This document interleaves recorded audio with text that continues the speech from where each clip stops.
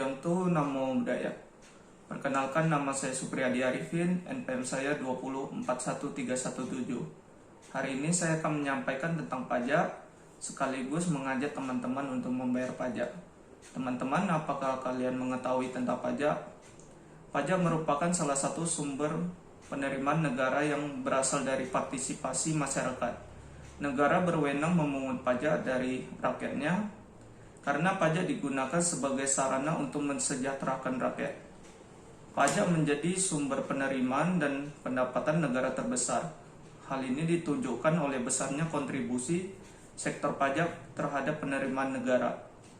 Penerimaan pajak inilah yang digunakan untuk meningkatkan pembangunan Indonesia, mulai dari pembangunan infrastruktur, pendidikan, kesehatan, dan berbagai sektor lainnya, yang bertujuan untuk kesejahteraan dan kemakmuran rakyat Indonesia. Hal inilah yang disebut sebagai fungsi anggaran pajak, yaitu pajak berperan dalam membiayai berbagai pengeluaran negara. Sebagai contoh, dalam pembayaran pajak STNK dapat dilakukan secara online dan offline. Secara online, kita dapat melakukan pembayaran melalui Indomaret atau Alfamart karena Samsat sudah bekerja sama.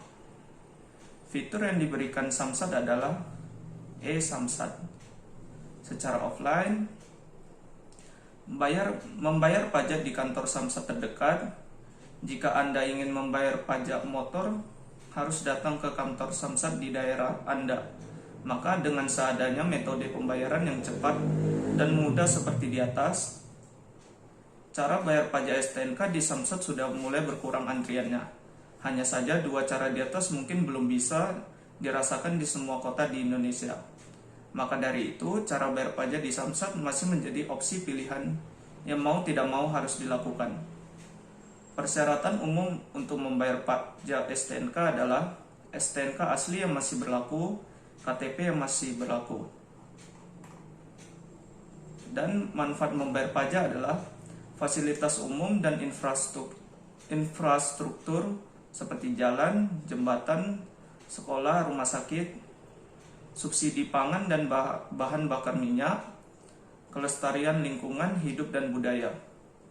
Mari kita bayar pajak untuk masa depan negara yang maju. Orang bijak taat pajak. Sekian penjelasan saya. Sotiontu Namo Buddhaya.